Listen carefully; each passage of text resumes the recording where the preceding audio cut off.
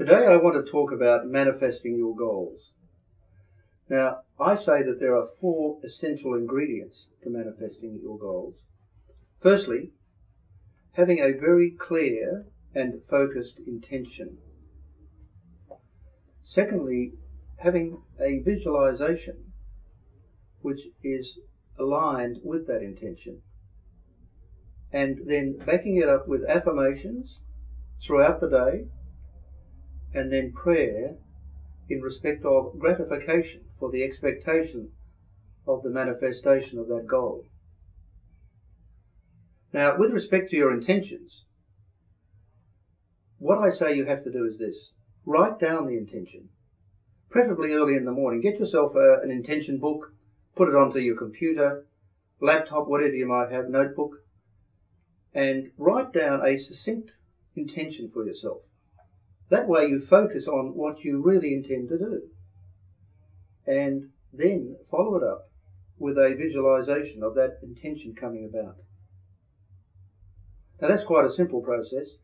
The visualization can be one constructed by yourself in sort of a daydreaming fashion, to consider, first of all, what it is you want to bring about by way of intention, and then seeing it coming about sometime in the future. Now, I always wrote down the intention in the present. That is, the intention has taken place, whatever that intention may be. Then I see it coming about at some point in time. What the intention has to have is some form of action attached to it.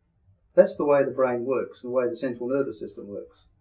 So if your intention, for instance, is to be a winning triathlete, let's take that example, your intention could be to rise earlier tomorrow and to do extra miles, perhaps to run extra miles, perhaps to ride extra miles.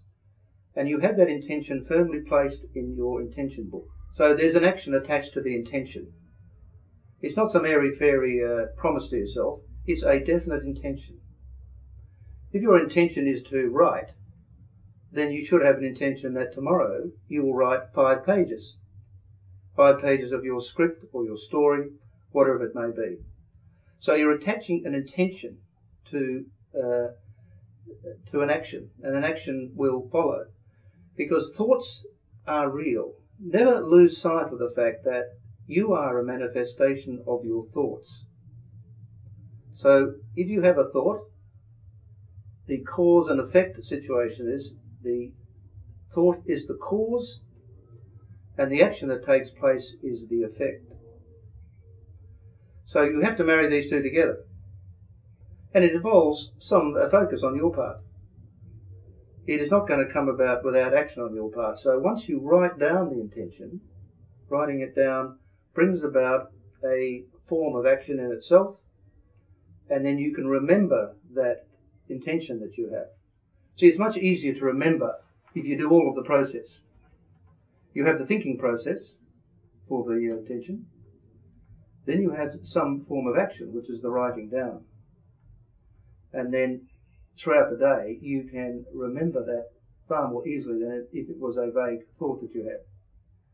In other words, it's become an exercise on your part to really bring about the intention into reality. And it's what we call manifesting. You can also look back on that intention sometimes and see whether those intentions of the past came about.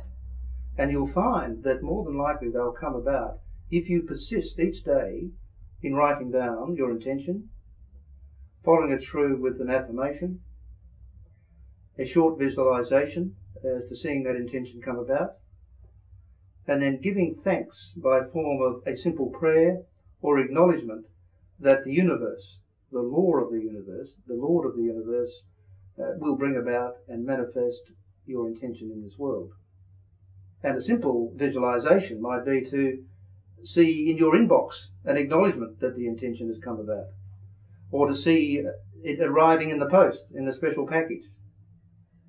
They're a very simple form of visualization, but it's very powerful. I always, at the end of the day, go over the day and see what has happened to bring about the intentions that I put in place for that morning.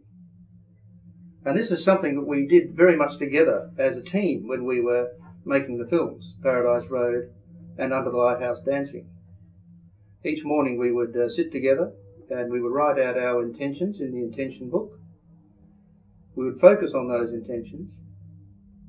We'd have a meditation, a visualization that those intentions would come about. And then when we were in a meeting, if in fact the conversation began to drift away into side issues or irrelevancies, because our intention was so strong, we were able to drive the conversation back to that very point that we were seeking to achieve. And that way we were very focused. And we were able to move then from one position to another. And sometimes we would completely reverse any negativity in the room to a positive outcome for ourselves. Now, sometimes what you have intended does not immediately come about.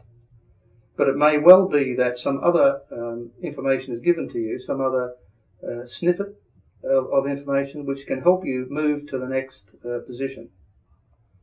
So don't see any knockback or any negativity as being a sign that your intention is not going to come about.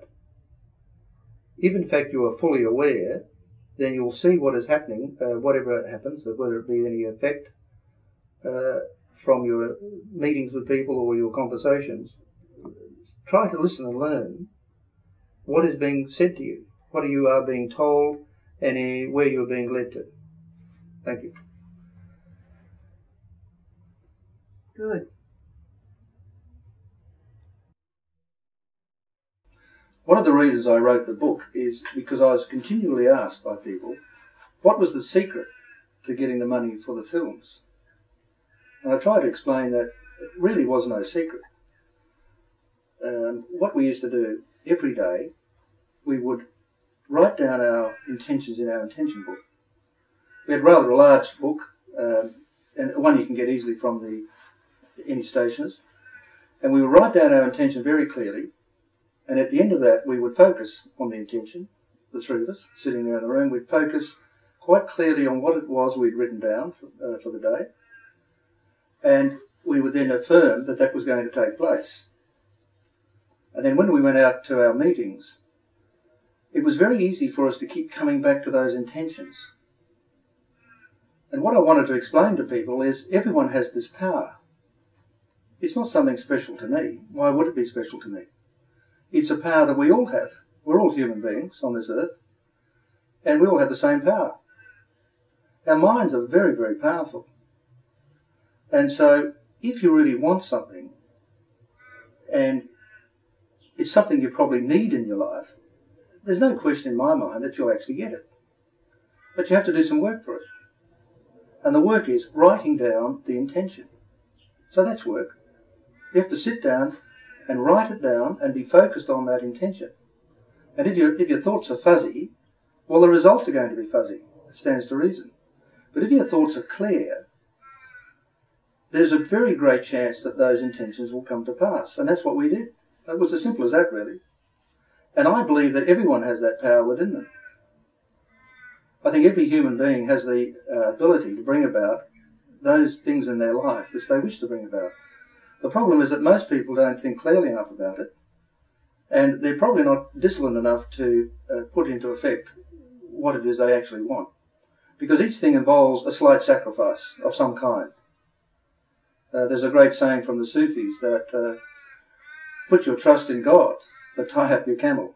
And what that really means is, sure, God will help you out, but on the other hand, you have to do some work for it.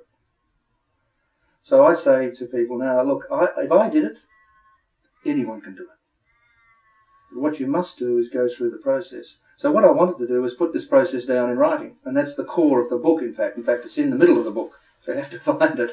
You have to get to that core, and that's what I wanted to do. There's no chapters in this book. There's book 1, and there's book 2. And the reason I didn't put chapters in it is I didn't want any part of the book to be more important than any other part. And I wanted people to work through the book. In fact, I wanted to be able to pick the book up and turn to any page and find something there that's relevant to them.